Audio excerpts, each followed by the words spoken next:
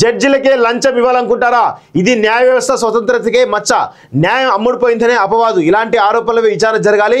Advocate వెంకటరమణపై high court ఆగ్రహం. 7 కోట్లు లంచం తీసుకున్నాడని ఆయనపై బాధితుడి కంప్లైంట్. ఓ కేసులో అనుకూలంగా తీర్పు వచ్చేలా చేస్తున్నాడని ఆరోపణ. నిందితుడిపై ఎఫ్ఐఆర్ నమోదు, లోతుగా దర్యాప్తు చేయాలని పోలీసులకు కోర్టు ఆదేశం. సో వాస్తవంగా భారతదేశ ప్రజాస్వామ్య ఈ యొక్క ఏదైతే మనం ఉన్నామో దానిలో న్యాయ వ్యవస్థకు ఒక విలువైనటువంటి గౌరవం ఉంది. నిజంగా కూడా న్యాయ వ్యవస్థ ఇంకా బతుకుందనేటువంటి దాంట్లో చాలామంది కూడా నమ్ముతూ ఈరోజు ప్రభుత్వ పరంగా కానటువంటి నిర్ణయాలు కావచ్చు, ప్రభుత్వం చేస్తున్నటువంటి తప్పిదాలు కావచ్చు, ఇలా అనేక రకాల అంశాలు ఏవైతే ఉన్నాయో ఆ అంశాలను ఈరోజు ప్రభుత్వం చేయలేనటువంటి పనిలో భాగంగా న్యాయ వ్యవస్థలు చేస్తారనేటువంటి నమ్మకంతో ప్రజలందరూ కూడా న్యాయస్థానాల మెట్లు తొక్కడం జరుగుతూ ఉంది.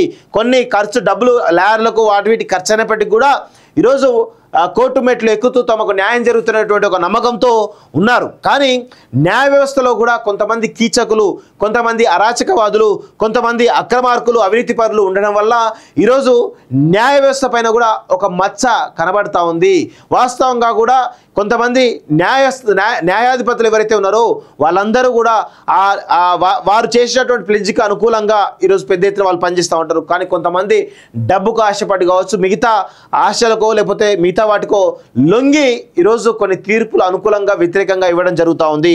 ఇలాంటి చర్యలు నిజంగా దుర్మార్గం అని చెప్పేసి కూడా చెప్పవచ్చు. న్యాయ వ్యవస్థ పైన ఎప్పటికైనా కానీ ఇలాంటి మచ్చ రాకూడదు అని చెప్పేసి కూడా ఒక భారతీయుడిగా నేనైతే కోరుకుంటా ఉన్నాను. కానీ నేను చాలా సందర్భాల్లో నేను చూసిన న్యాయ వ్యవస్థ ఎంత బలహీనంగా, ఎంత అవినీతి కుంపాలుగా, అవినీతికి కేర్ ఆఫ్ అడ్రస్గా ఉంటున్నాయో మనం చూస్తూ ఉన్నాం. చాలామంది కూడా 50% పైగా ఉన్నటువంటి ఎవరైతే జడ్జిలు ఉన్నారో వాళ్ళందరూ కూడా కీలకమైన తీర్పుల్లో కొంత లంచం తీసుకున్నటువంటి ఆరోపణలు చాలా పెద్ద ఎత్తున వస్తూ ఉన్నాయి. వాళ్ళకు కూడా కఠినమైనటువంటి శిక్షలు వేయాల్సినటువంటి అవసరం అయితే ఉంటుంది.